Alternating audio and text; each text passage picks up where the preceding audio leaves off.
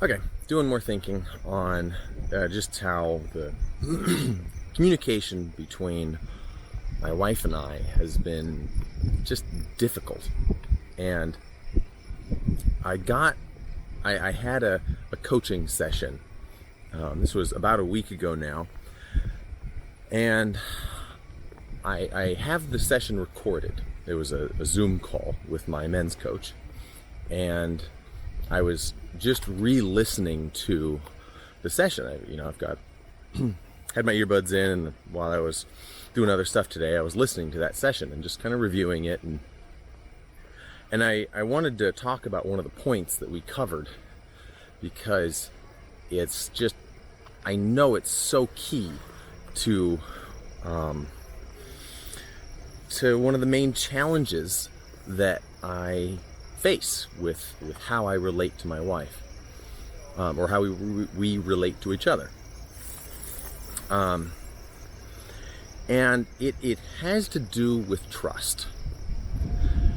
Now, I think when you say the word trust in the context of in the context of romantic partners, there's a tendency to go in your head towards like infidelity, and that's not what I'm talking about.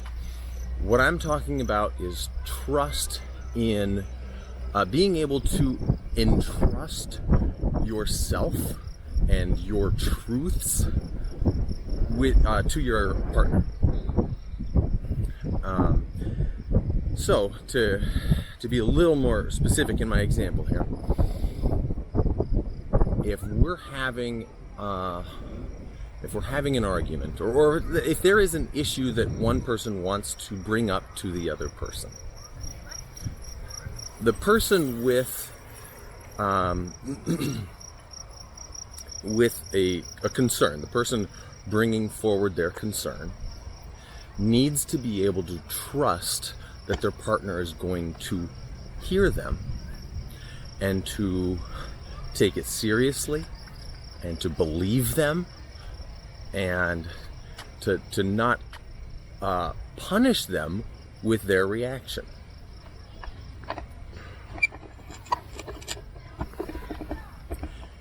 And that is surprisingly difficult for me to do.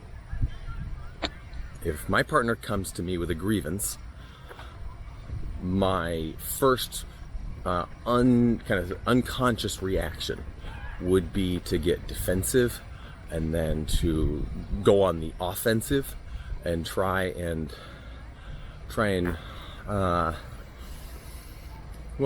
even the score. And well, I mean, I've known forever that doesn't work, but it hasn't stopped me from just banging my head against the wall every time we have an issue. And I did something that I think helped. That it was a good experiment. And what that was I asked my wife to try again in telling me how she was feeling, because the time that she had just tried it before that didn't go very well. I didn't handle it very well, and so I said, let's try that again, and just tell me what you're feeling, and I want to hear it all again. And I had made a commitment, to myself, that I wasn't going to respond. I wasn't going to, I was just gonna hear it. That was it. And then just shut my big dumb mouth and just listen to it. And, well,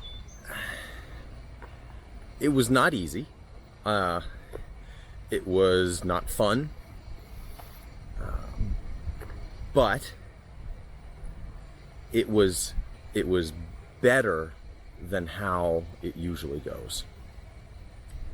And there were times during that session where in my head I'm thinking, this isn't right, this isn't fair, that's not the whole story, or I'm coming up with all of my usual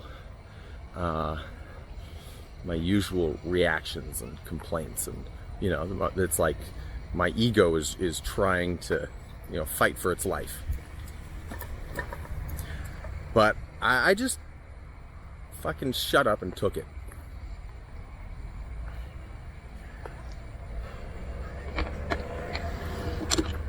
And I've had the time now since then to just sit with it and to take it in and try and be able to crunch the numbers outside of the context of a stressful moment where I'm not able to use a cool-headed, logical, problem-solving approach, and so getting that separation has been really helpful. And if I had reacted how I normally would, if I had said, yeah, but you do X, Y, Z, and I did this because of that, and what about this other time, and if I did all of that, that would have effectively that would have communicated to my wife that her perspective, that her lived reality is not valid or not welcome or not correct. All of those things. That's what that would have been telling her. Which means that she would not be able to trust me enough to tell me how she actually feels. She would learn over and over through every interaction that we have that on some level she gets punished for telling me how she's feeling. And so even if how she's feeling might cause me to might cause damage to my ego, it's absolutely not the direction I want to go to communicate to her that she can't tell me the truth. So I need to always foster a relationship with her that is safe and honest and accepting of her and her truth. So when she tells me a truth of hers, even if it hurts, even if I might in the moment think it's unfair or maybe even wrong, whatever my first reactions, I need to just calm them down, wait till later, take the honest truth that she's giving me and just sit with it and not let my emotions and my desire to react right away, and just say, hey, okay, I accept what you're giving me, I hear it, maybe let me chew on it for a couple of days, and then we'll come back to it when I can actually when I can be with it without it just causing an overt negative emotional reaction. So the big thing there that I want to come back to is that is trust. My partner needs to be able to entrust in me her truth, and even if her truth is something that is painful for me to hear, I cannot punish her for that. I can't reject it. I have to accept it.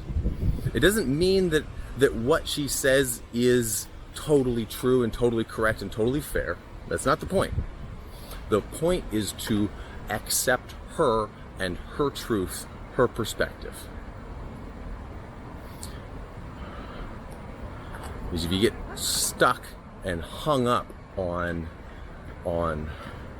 what is, some sort of objective, universal truth that it just doesn't matter. Like it's it feels like it matters, and maybe it kind of does in some way, but the first and foremost, I have to accept.